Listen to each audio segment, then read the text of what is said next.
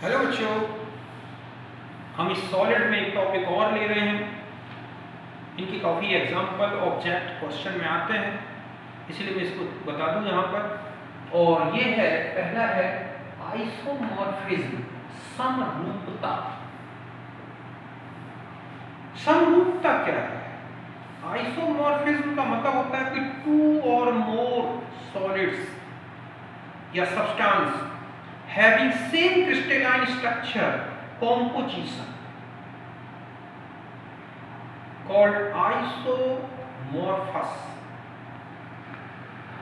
substance, and this phenomena is called isomorphism।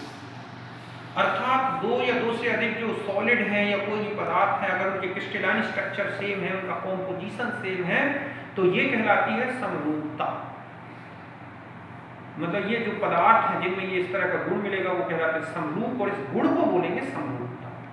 समझ लेना कि same crystalline structure and composition of two और more substance, these substance are called isomorphous and this phenomena is called isomorphism. अर्थात जब दो, आप हिंदी में लिख लें कि जब क्या हो बच्चों, दो या दो से अधिक ठोस, समझ गए ना, संरचना में और संगठन में बिल्कुल समान हो तो उनको बोलते हैं समरूप, और इस गुण को क्या बोला गया बच्चों? समरूपता। इनमें यहां तक बता दूं कि इनमें जो हर एक एलिमेंट या एटम होता है उनकी वैलेंसी भी सेम होती है।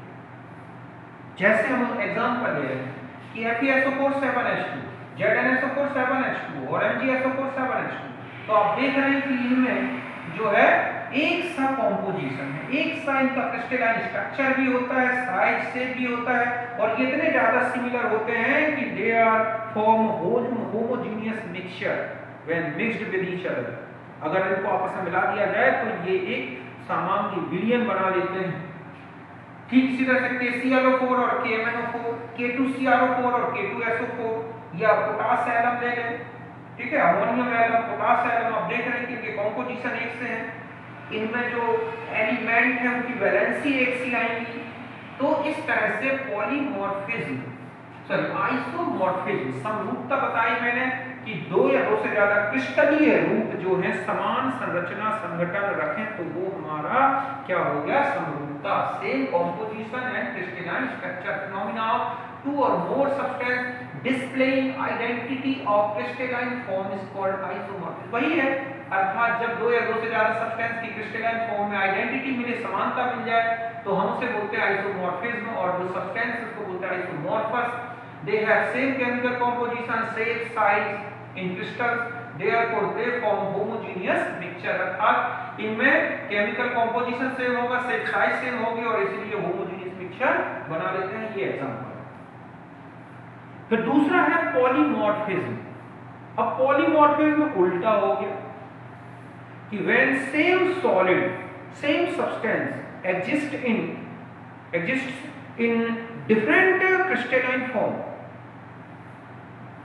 called poly, ठीक है, पॉलीमॉर्फिज्म।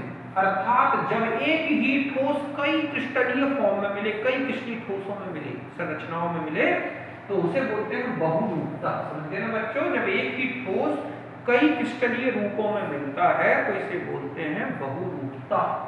ठीक है, it is the ability of solid material to exist in more than one crystalline form.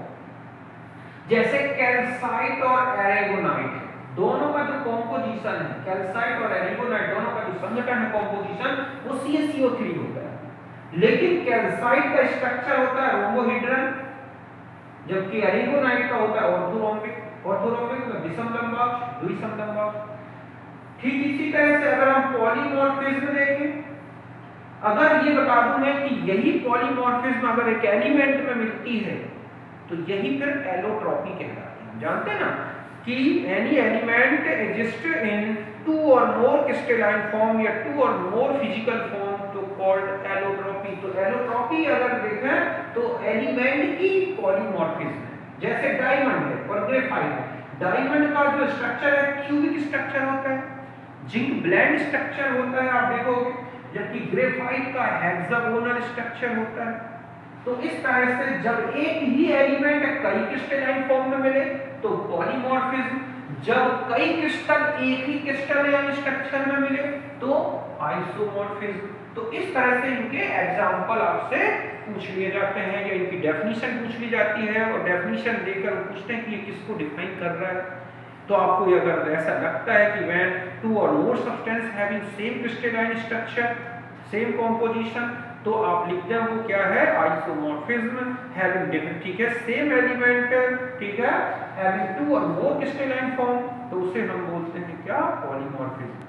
तो इस तरह से आप इनके एग्जांपल नोट कर लें और भी एग्जांपल आपको बुक्स में मिल जाएंगे तो आप उनको उसमें से देख लें। ओके, तो हम नेक्स्ट वीडियो मिलते हैं। Thank you.